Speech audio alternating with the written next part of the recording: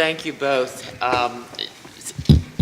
You certainly have given us a whole lot to chew on and a lot to think about. I hope you will share your remarks with us. I know we are taping them, and they're part of a video that we'll have. Once more, the digital age. That's right. It comes right home. There are right? invisible spies. I don't think we're live streaming this, are we, Leo? No. But we are doing a videotape of it. So we're going to go to the audience quickly. And please identify yourself and feel free to comment without asking a question, as well as if you want to embed a question into your comments. So there are microphones that are roaming. Raise your hand, please. I see a couple of hands. My sight's not that good with the glasses, so.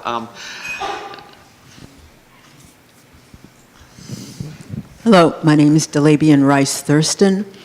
I have been troubled by the way we talk about civil society and the need for unions, and you've talked about that in China, but we've destroyed our unions in the US. So what is the difference? Can you help me with the questions?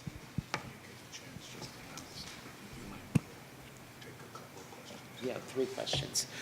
I'm sorry, I was getting in the other direction. Do you have the question? Sorry, could you just repeat the last part of your question? You've talked about unions as part of civil society and the need for them, et cetera. In the United States, we have destroyed our unions. And so I'm trying to figure out what is the difference between what has happened here and what you're saying is going to happen in China. Do you understand? Before Han answers that question, I'm going to take 2 or 3 points from the audience first and then come back to the table so we get more into this limited amount of time. My name's Eddie Eichis, and there was a reference at the beginning to Janus, which is an attack on state and local unions. And I wanted to know in China, at least when I was there, and that the government was at least loosening the private sector, but as to the everyone was a member of a government union, and basically the government unions had almost no collective bargaining power. All they had was holiday parties. That's what the union dues went to. And my question to Mac is that the crisis of democracy could very well be the leaders whom we elect, and I would include, and that they are so focused on themselves. And I'd use as examples Trump, Netanyahu, and Zuma. And I wanted your comments on that. Sure. We could expect that question. Then one more. I'm very close. Okay, my name is Leah Simon. I'm a researcher, and I have a question about how the informal sector is organized in China, and what is the impact of this organization in Africa? Because recently there's a big fight in West Africa and Côte d'Ivoire among the Chinese workers and the local workers, and the North African and Ivory Coast, they were very scared because they don't know how to fight with Chinese people, and they are very big fan of Bruce Lee. So that's a little comment. Thank you. Okay. Do you want to put the 3 China points together? Yes. Why don't you just go ahead, Han, and then we'll go to Jacob Zuma. I don't know that much about American trade union history, and I look at those parts that encouraging us, and those parts is not, current parts. I guess I will move to, there are many people knows better than I do, but we are at the part which is starting from 0 or below the floor. And therefore, compare China, the trade union movement now to the current US or European trade union is quite difficult. Now, I would compare these two trade union movements. China now, maybe the 1920s and 30s in this country, that's maybe comparable. And that's why we are in a hopeful taking off kind of a shape. And the official trade union, yes, we have this trade union was set up not to represent workers, that's true, but that was at a planned economy. Now it's a different economic and social situation. And the Communist Party is losing its legitimacy among the population. Therefore, the Communist Party has different expectation on the trade unions now compared to 10, 20 years ago.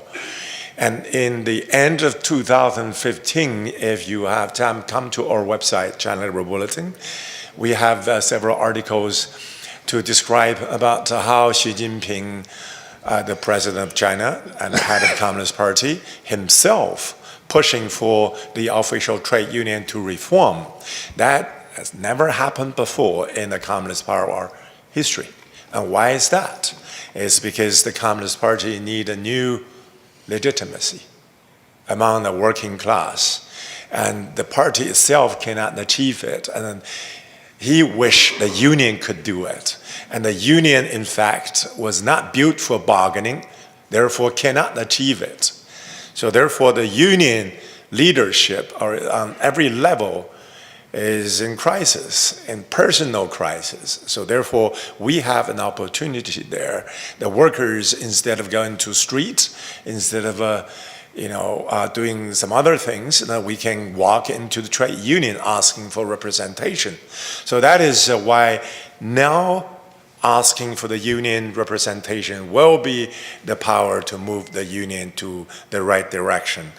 And now, which sector and the bargaining, you need to make a sector-wise or a workplace. And that comes to you, the question, informal sector in China, to our focus, is more hopeful in construction. Construction is mostly people from countryside, no contract and no insurance. So that is one. And two is miners. They are in the same situation, no contract, no insurance. And also there's a new sector, it's a courier. And these people who deliver restaurant orders and Apple Watch, whatever you can buy on internet. It's a huge sector that creating. They have no contract, they have no insurance. So these are the sectors, and they consider as informal, but very active and need representation the most. Thank you. Ben? I think in the time available to us today, it's not possible to engage in a real interesting discussion with Han. I think that I would avoid generalizing a world rule from a particular country's experience. I think Han is seized with a real problem of bringing change into people's lives in China. And he's looking for those changes. But at the same time, that's what I lived through in South Africa under apartheid. And it was only possible to say that system has to be overthrown if life has to change. This is a legitimate debate. It does not say that therefore this is wrong, but it merely says, cautions against generalizing on a world scale. And in that context, therefore, I want to answer the question that was put to me. I ended my contribution by saying, perhaps the correct question is not whether democracy has failed us, but whether we have failed democracy. You see, democracy does not guarantee us results that will be good. What it provides is a platform, a playing field, where the markings of the field are made out.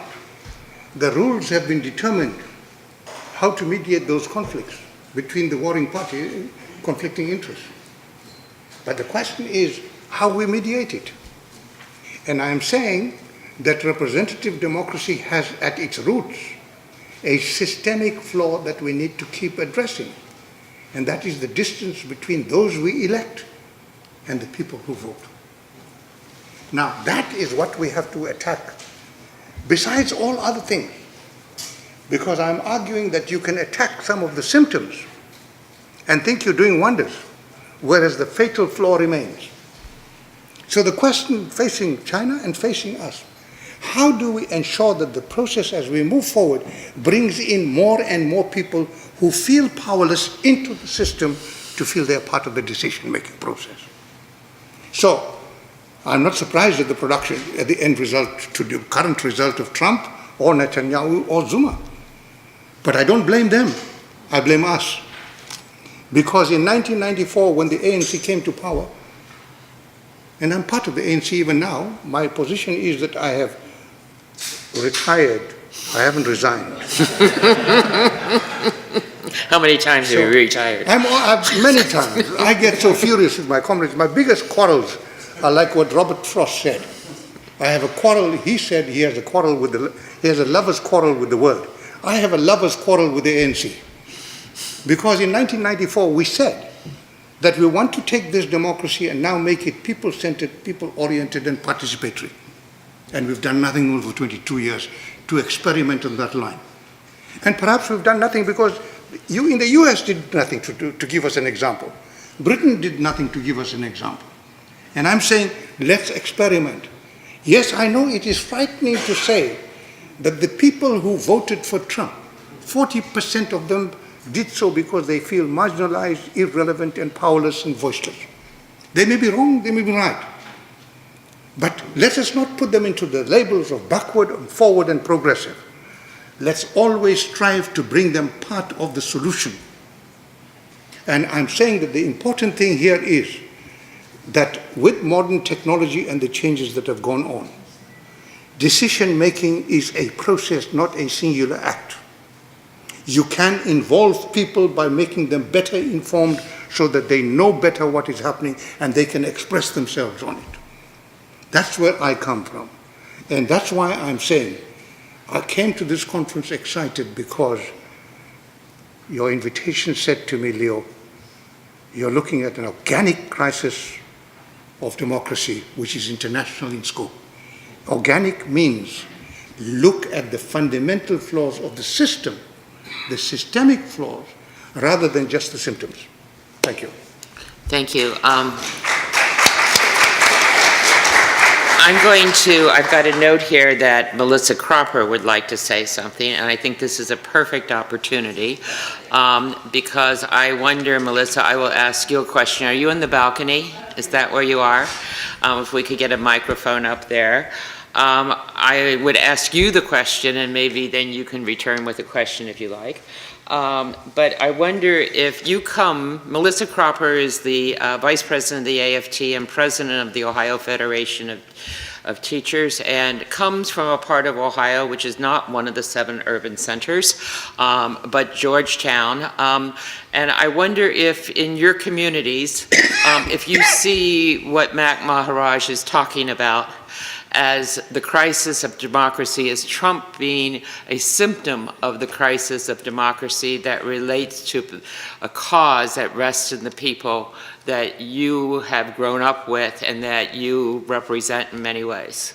Yes, it was fascinating listening to you because I think you just completely nailed the whole situation. As Pat said, as president of the Ohio Federation of Teachers, I live and work in Columbus, Ohio during the week, which I'm surrounded by people who have the same value set as I have, et cetera, et cetera. But every weekend during the last election cycle, on that 2-hour drive home, I could slowly see that value system wasn't represented on the way home. In fact, on the 2-mile stretch of road that I live on in Georgetown, Ohio, in 2 miles there were at least 15 yard signs and flags and everything else for Trump. And it is exactly what you were talking about, people who feel marginalized, no longer part of the system, et cetera. But the problem, as I see it, is that, I mean, you hit so many, you just nailed it in so many different ways. But the frustration to me is when you talk about, creating the shared vision, a shared responsibility, involving more people in this picture, et cetera.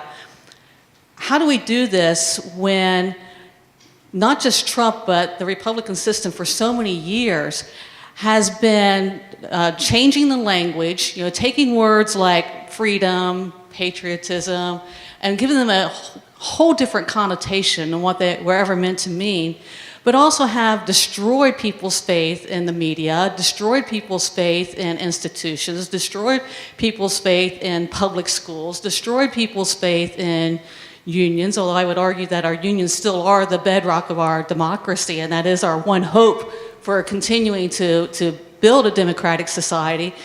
And how do we break into those media channels using technologies? I think you're right, we have to use technology, but when technology itself has become so marginalized and people are listening only to their own channels of media, how do we break into that stream and start restoring people's faith in democracy and start helping them put the blame where it really belongs, which is those leaders who aren't truly representing them, instead of those leaders defining who the bad guys are and continuing that marginalization. Go ahead. Go ahead, Matt. Youth before age. Well, we're wasting our time here. Leo's going to yank us off. Okay. All right.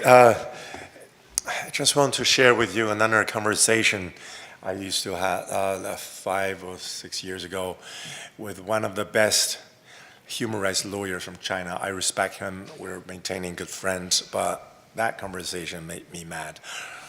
And when I introduce about our work is workplace collective bargaining, and from there we believe again democracy can be built.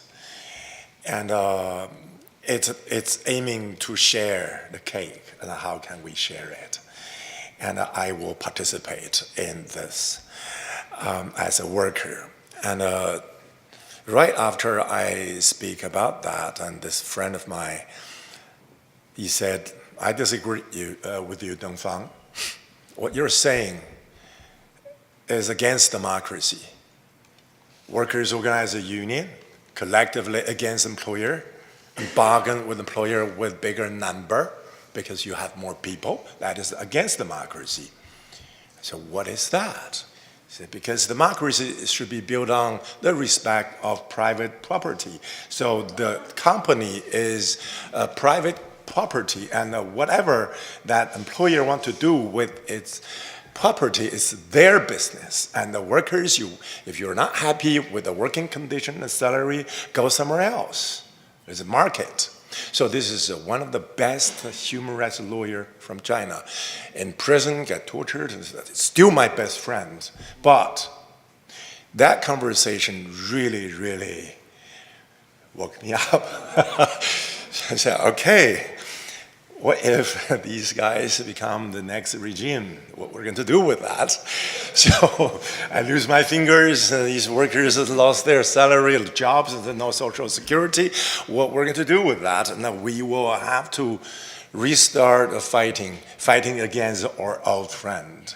So instead of doing that over again, I would rather start from this very moment to build democracy in people's mind, not only educating people, giving them ideas, but practice. Practice what?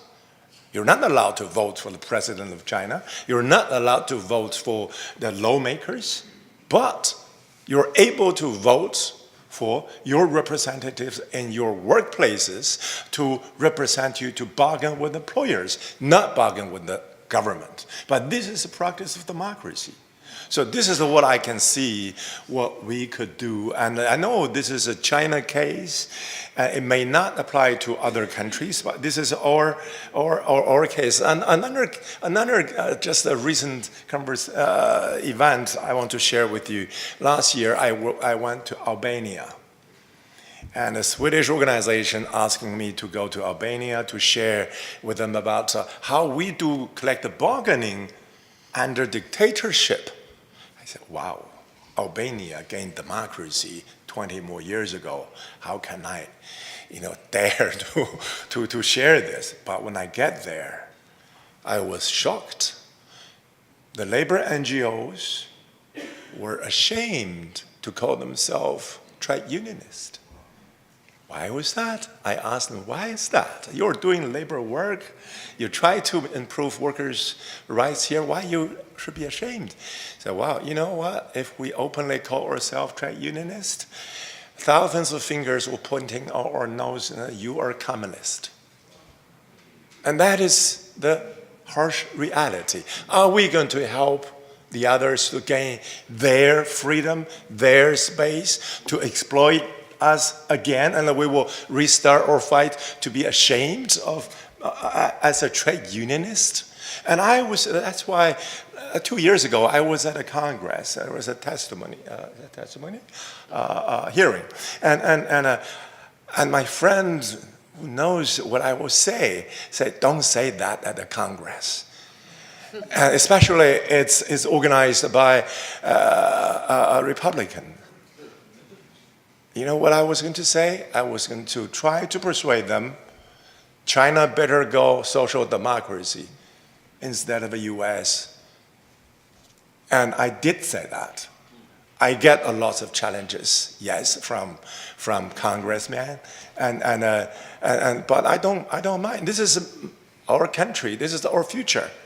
I'm not trying to please some congressman, just say something that I don't believe so. It wouldn't work in this country on the ground.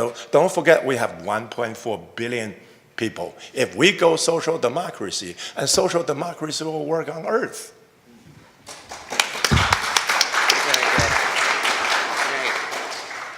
Very good. I like to be a discordant voice in any discussion. I so much agree and so much disagree with him. Because I want to be careful that just as he gave the example in Albania, we must avoid getting trapped with labels. I'm trying to avoid all labels because I think the key thing is to identify a problem together. And I agree with Melissa. I don't have the answers to your question.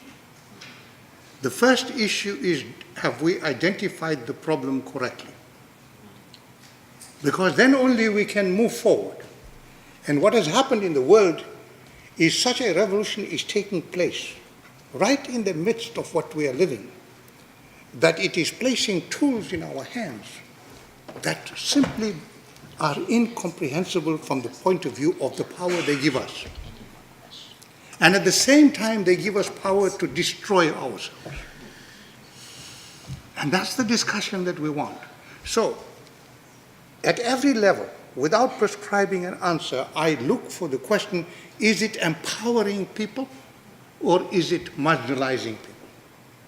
At the local government and the factory, wherever we go.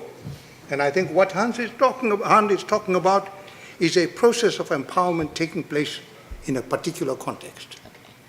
We need to take that and broaden it wherever the opportunity arises. Because the test is whether we make ourselves our own rulers.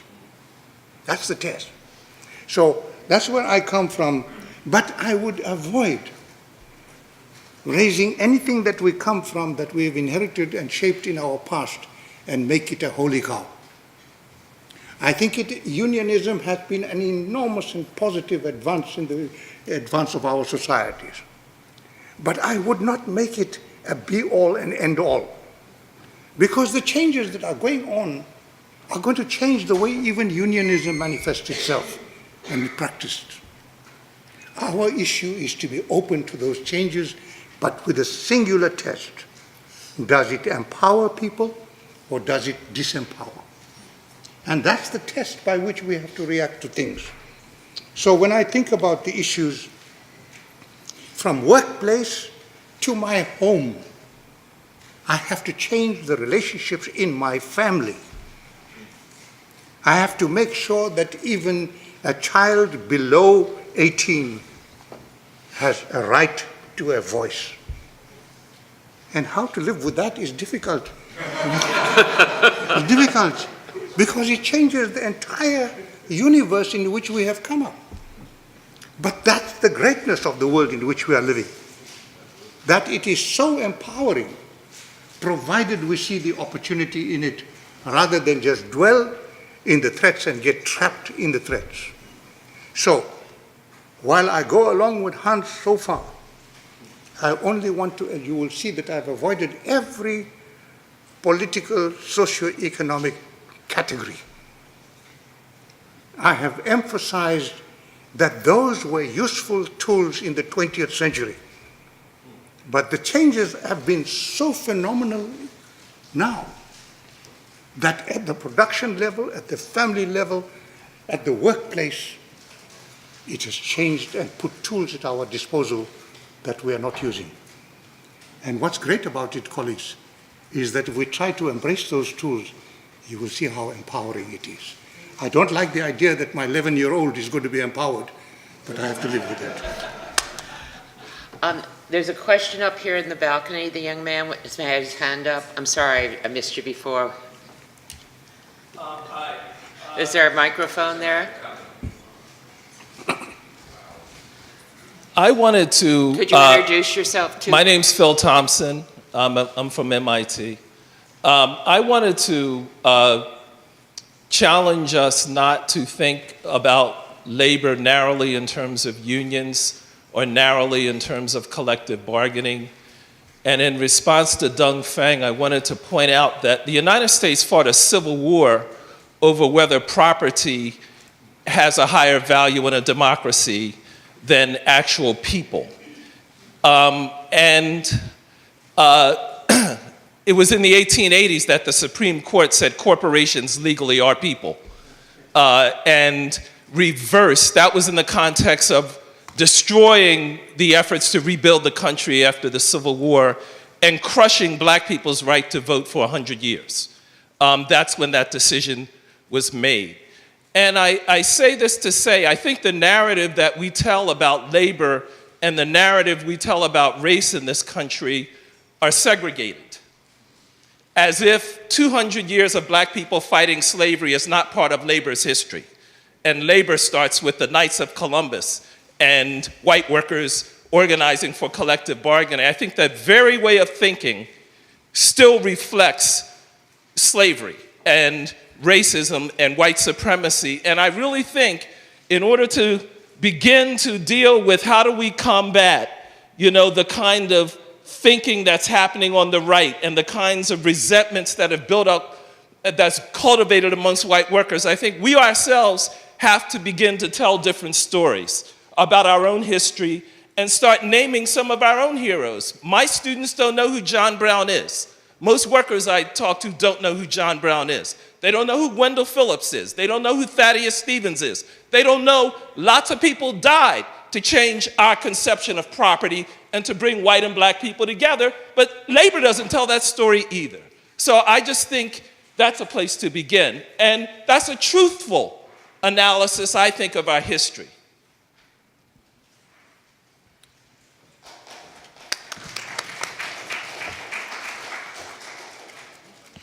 Well, I think that is what we asked for, a contribution to the dialogue and to the contribution and response to our two first informants. I know you'll join me in acknowledging that they were terrific foundation builders.